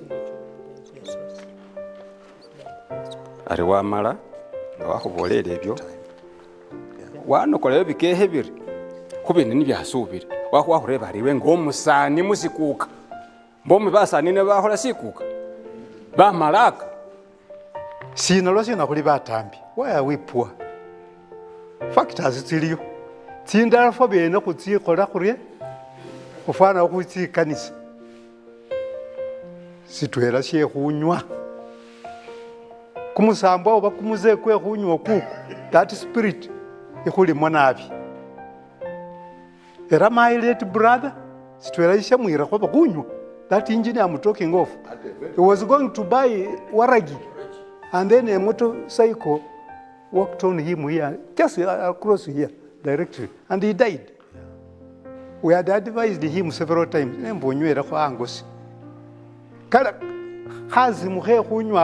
If we can reduce, we shall prosper. George, you are the secretary, right? I've appointed you by us. Sheikh Usomes. Sheikh Usomes. Balebe kusoma kwa mahali kwa bachiputa. Senator Kakusoma 1958. School fees by then was 18 shillings Uganda money. Nabe bakali bakayibu munu ngasuwe were yote. Usomesa was we wayo. wiwayo wali mworo bangulisha sina khengulisha no bakhola bari no wasomesa ne kasaura kika okhwilisa sili shangu wasomesa omwana ta ate namanya ndi bakali nadala okhunywakho oba banywakho sisinywa ta mwajumbira khunywa ise ndi khu school management ya primary SITUMI iyi nini khufuna silingi 15 khumusali ngarambe papo yo wamanya ngadiyo wamanya wetsa khwapa tsimeeting bafuchilisa ne khukhwiwayo ne wabalilira bisi umundu yalya bulunakho musali uyu iliyo nukhulomela ari ise ngati nikhasoma natya nabi sindiyo sinasala ari wafwana ngoloma ari khakhufwana ne mubutufu umwana wakho waba bulayi khuminyisha wewe khuminyisha wewe kimilimo akhabanga chawo ise bona ni nabana bali ni zidigiri nga bane barano mungu mwasi kimilimo mbawo ta nembawo uno mari papa andumbere liswa oba andumbere sukhali oba bamanya barisi ate natsa khumalilisa ndio nakulisha ni kamaso nakulisha kho ni zimotoka ilore nakulisha ifuiti nakulisha nakhola ndiye lwe babana sisi ndi khuloma wiwayo ngati balome waba determined uri nakhola ndi papo yalome hari araba kho carpenter wakhebusa iliyo musale wasi Professor Wotsuna Khamaru amiranga aki murebe yonga wamalire sifo fees tsatakhawo si umusali wakhala watsa mu technical school Madera wakubalwa rama mu ATM nga carpenter aringa na mao watsa wesomesa ngane somesa wafuna bachelor's degree atakisa mu Germany afuna ko sponsoring Musani is now a professor of anthropology. He's a professor. Mwamumanya zindo moyo.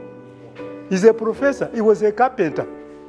Kale determination erana ye ngatya kusoma. Saba ni tsinga ato aminga no lomilori atya ni tanga abwena these plastic shoes. Kale aromero ko babana lokanire lipesinga lya bombire. Obo mwana su babana lero bafana abafuka basali. Kamba khumba sino sinjata obanga nenje mwisomero na silebi simasi ifwe khwerekhelesiresi buvunanzibwa bwefwenga father oba king we mungu khulinga khwibilira iwo musali nioli udirecting omwana bishop arebero khana ari muchaji yenye bakhasi namwe basana baminyisha bukali khulomera khuli bakhasi rwasi khule khubona funi basali sikhutsa muchaji isenge somezi SITUMI ini akerona ati magali parent khusande amba babana bwese wabarangisa mwatya munani muchachi era namba seshekera no khwamama khusomanga kumoyo kwe dini kulimo khale khabe basomesa ba religion abe babwena khukira religion abe nisho number 1 wakhawari wele wakhawari basali wakhawari elders ibyo byose ibikhaliota ari babana bari nga babona musakhulu ngeso wa 75 years wari wali akhana kimiko andi wafu kimiko yichenywe kimiko wele omwene uri khuchimba ate maybe ndiyo khulwe khuba ndya wele khulwe khuba ni mukelezia namba kimilimo chekelezia ikholakani abandu ulwe bulayi nenyenywe ari ni basali mwachawa inani ichurch atenga church ni foundation iwo liyo khulwa wele wele aloba okhukana andisi uliyota narwa sina balomile bari khuramba khwamaka even some homes now Sundays we don't work but most of them tuyari babana papa arangisiro mwana khutsa khulima khusandi khutsa khukhola kimilimo khusandi ato mwene saramba ta balekhera mai kale bale besindisho sikana khwayushakho manyana senga no mwana wasabe musawo akhola ari umwana mabuyo yamakhuloma khwari arutwera aloma khumufu alomero mwenda yina bali bekhusomesa babana nga unzitsayo mu office isono more umwana wase wakhola bulayi manya akhola ari oba manya fees mbawo te Holandi bayusha bara oyo buruma ndusakana khwatye wewe takira kana They talked. Khumufu. Babone. Inzambazi yeyo. Bari burumanda. Kwa bandu andi. Ku graduation party. Father mutwala mabalebe. Musomese babana. Bonana kwa pire timbi ku congratulating you. Ninafa kukana kuitso khewenywe kupakira yo team. Bara kanefu bara kutsa kupakira bashefu team. They changed the whole thing. Kale balebe. Sisi nabana bikalita. Mulebe wa khurire nenga na khulilirari khulondele bisi bari khukusomesa ebi. Iwewe suwatsa nabita. Oba soli umulayi nabi soli umusinata. Ne babana befwe khubaye blessings. Ulange babana befwe khubakanikhe. Fa wewe umusali mungo welinga weli uwe kusibala. You are in the image of God. Weli mwisina lya weli. Sisi ulo mayindai. Niwera chi blessing. Ngani ulo mayimbi. Umwana akhonaka mulange umulekele. Nga wavwele oba umubinabi. Wakhalange family. Sikuka. Bandu benga bari. Bakasolinga omwana we wambayo. Babana bakhuwonekhilekho nabi sibawulira ta. Naddala bano abakhasomilekho nabi ta. Suloma wawulira ta. Umwana akhufosinga busari. Nga naumbe liswe ngule ipikipiki. Atenga ne bakula zipikipiki. Sikakobola ta. Sinabona ko kobosha liswa nga bakulisira. Ibu maraka liswa lya bomba na khubomba. Kwa population. Umundu alumani abana likhumi proudly. Ne likhumi bobo akhaba isi bakona akanata. Ari khurukona nano papa no umwana no. Arero omukhasarera. Ibe byosi biyangafu. Ne khwaba nifuna. Umwana wakho wamurayi eyo ukundu wabeyo ati ni mukeniyanira busa. Kale bale bekhuire tsilomo tsa bishop itsinga tsikhulu khesembeseyo nina khano. Singana naloma bikalita. Khulekelesana ni khusosolana. Khusosolana. Bakene abetsa itoma matayisi sinatse mu meeting yote. Ngaba khusomesa nga bishop nalo khusomesa. Ari mukhalana mo tsinda tsino bakhasi. Bishop alomero mari yaba ni bakhasi bewe bane ari walo mari bale. These are strangers. Bano sibalizi kukata. Tsinda tsino tsili bakhasi. Ari nyenye mulimo wefukhole ba malaka bana sirebe wefukhole ba malaka bende yo no ba malaka lisina malaka. Bale bano sibambe asire. Unfortunately na khubula even at the church. Arumu sakhulisi khona yo menyesha bukhulu mu malaka oyo. Iliyo baba before. Baba ni history no akhaba bye SITUMI bye bita bibi. You would have got ready-made information. Ne nafo khaba khonga bafubuka so khaba anxious khutse se ba sakhulu bano ni bakwa information it. Ari ba rurawo. Ari se khulomela no musakhulu yengeno nyawa khubolela kho birara. Ne birara naye bitya bitiba. Kale aringa no wandi khori sita era khwafuna omusakhulu ngoye wakhamufuna kho information yamba khusikuka niye yengeno nyawa amanya kho birara ne bikali khwabiluzinga basakhulu abamanya abe bakhuloselela khwama mu 18 yo nasire basala nasirebe erese khebulira akhaba papa basi abe bamakhuno batyechwele sirisha waena ni bikele busi babandi ni zikali khutsa khubona balebe babwe baliyo ise wandaye wa papa omwene awuyira ikitale bakora mu mashamba sinababona khoto ni babana babwe binana kale basale befwe na babe batya bongene abese bakhuyira babene bamalaka bali babone kale balebe sesi naloma bikalita bale bano khababengeta yefwe ikhwikule khuyisho khenza mbasya yefwe khurakikhe chapter mbya babana khusomesa khukhakekho nga ne khunyala fo khuli balini bina simye bikukhamalira mu khunywa oba sinata khukulishe khuira abana mu isomero nga bamebere bakana khafisi khari khutimishi khukhabisa busata ne khutye mu church esinamu sho nisho sikhulu ne foundation ikhulu nabi sendi yokhulwa wele sendi umulwale ndwala mu pressure binana ne iskhubirandi weraninda era na ndi determined na sindi negative na khanafu andi ni moto hanga nalwalire mbire mudwali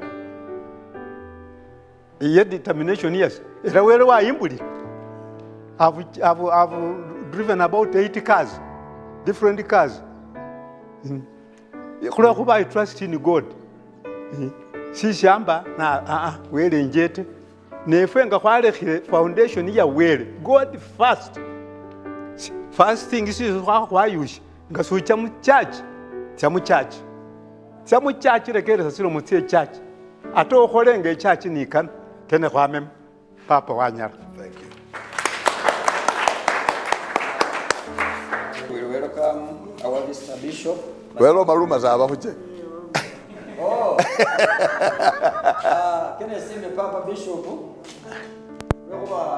Uba malaka abese kwafuna ko mundu ufana aritawe. Shokene musime lukali. Ate isi ba malaka bashase mwanya lo khwitsa. Ne mulomotesi Bishop atilenga asomisa. Isese sikene mulere nisikeleta papa na kuyambile hera. Abo kunda aloba nengese ne yambile ifune kama kesako paka nishende hebweni. Kilo bona ba malaka holi muno balibe kumutambo kuhwa. Nge kwakendileho ifo holi kubotokaho abaho mulimo kuwele. Unyira kwabuli enjiri kwa kamena misindwa kwata kubulako ni bunyoleta ni buganda lwe kuba kusoma kuli asinabi. Shesho papa ngolomile kusoma kuli bubi nabi. Anokwa mota bule ni kama kesikeso huwelana. Heso bilendi mumusomo kuno. Sikukwa wabusat nenge kwa mamo kama tunda ka generation yefu retandika kumukambe nyume yeye. Baba anana fa batanye luzungu, babe ba minister, babe ba professor, nge ba papa befu ni khabalom. Shokene rusabe nge nase ni SITUMI na sengone yasi no mendi nesina. Kila ba papa be Kenya bali yangaki ifo kuliasi. Kusoma kuli bubi no kwa mokanirire musikuka chefwe musisinza chefwe secondary seriot kukenda lukendo luleyi manyese papa afahali nakayikani kukenda banoma bali nine na misindwa na rurayo ngenengile mbalu nesinengile mbalu ye musibale yeyo tawe habani besikuka bano sibamanyange nengilata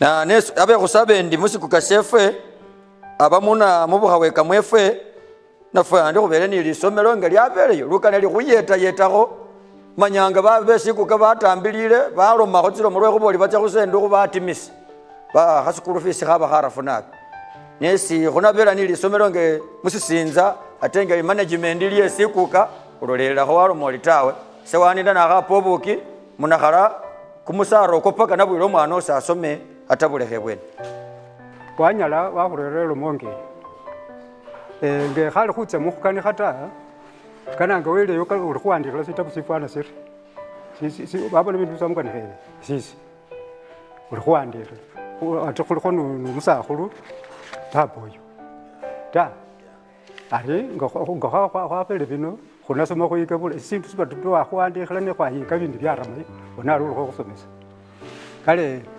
bebulebe ilome ye yesi bakini befe bama khusomesa khwakhile khukitsilekho nekhuwone butambi khukosyasi khwala khusomesa babana ta babana bano unyala wasomesa omwana wama omwana primary wacha musecondary aruli atsakho eyongela ukhebulira wamoyana kabusa wela mungendo tsitsindi busa wakhamuloma sawulira ta isi mwama khulomana muri bamayi nabo bafuka babana babonaka era sisyene syesyo iwoloma eleyi nimaye bakanikha itsindi iwoloma eleyi nimaye bakanikha itsindi ali bakhukosyasya inganikhe isoma entufu ta ne abekhulunakhu lwesa lelo bale bano nga bakhurerere isomesa yeyo khukhwama lwesa lelo khalandi khuyusilekho era khubona khuri isomesa nafwe yamamo omwana wafuka endeke wachengelekha nga luno papa winatsya nafwe khwafuna bona nga khulya nando khwama etoma nga khwitsa SITUMI khukhwikhe bumalaka nando sikhwafunakho omwana ta khurusakho bona umusomesi wefu oyu niye wamilemo khu district na msindo wetsanga education office neba baramile fwesi kila isindi syesyo khayo khwitsamo isuya ni khulomba ukhaumanga wo walomole kiwase ikya makirio hakibe kirio abone isindi shesho khukhuyuma fabene khuume babana ne khukhuyuma fabene isindi shesho khusirekhe umundu ngaba alikho ni khaloma alikho akani khamukha khulanga mamukhola muti ta yenyo khemulekho umundu yoyo akhese bakeni bali babefwe khwabakhese era khwakanikha ninabo ni bibindu bisilio ndibakhwongelakho bakhusomesa khwakhira nefu khwama bali bakhulilile abasa omundu khukhwama ikimilili etse silo paka khukholana olana esekhenyukha ta bakhupile esimu kumutekhenyi bali bakeni bolile ikhasa bani mumoni ta nakhakakho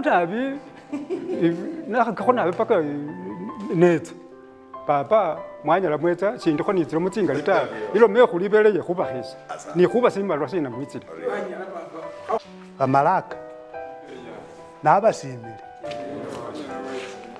mwanyala khulila kumulango kwa bishop khwetsa muriena chingo welo mulayi welo mulayi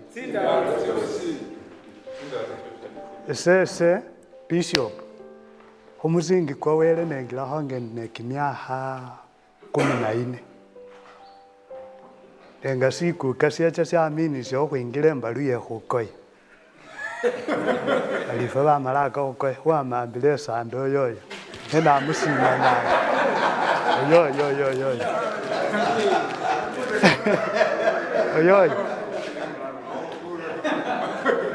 ni wamambile esande wakhukesya mbolambola ne waluluma somukana wamutumakho wacha wasokhowola khusawu ta nenamusima omulayi alimo chikhabi siwabamo nga basakhulu babandi sahambila omwana womundu chiisanda wabamo nekhukhwilung'unya binanu ta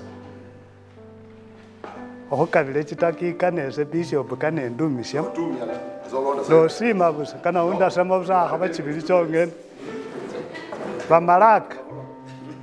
bamalaka elwelo mesi mwananga mumitingi mwaleyo nakilomakho bishop yabawo ne wakilomilakho namweta ese sinasoma ta nekhusowa khucha khumusingi kwa papa wele fana wele wafana busa warera kamakesikesi ikhasoma ta warera wara mumurwe nenga sinasoma ta nenasimile wele waloma ari siwasoma ta nekana munga mwo busomi bubemo elesye wele wasirangisya esubile ndi alikho asikhola so bamalaka bishop akabile chitakika chifwiti nenga warure khuwele onaba watibisilekha bimbofu nabi mulwanyi lwowo ngo warangisile wele onaba nechikha bichimbofu nabi mulwanyi lwowo efwe bumalaka ngefu khwama khuchowa khwama khubelela bananu batambi khukhufureyo khwabe khwameyo khwacha mubatese balikalaiti bachana basakheyo mwoko nabakhurererana nakhulyana khwachowa esenga nachoile nachile khumusingi kwa papa wele wanjusyakho kananu kamakesi nasinakheekenya nayakho chikhafu byaloba nakomu nakhakabye khulima naloba newele arera kamakesi anda mumuro ka business elanga emenyendi namenyele khunanu khu business mwami yesu asimiwe sana mwami yesu asimiwe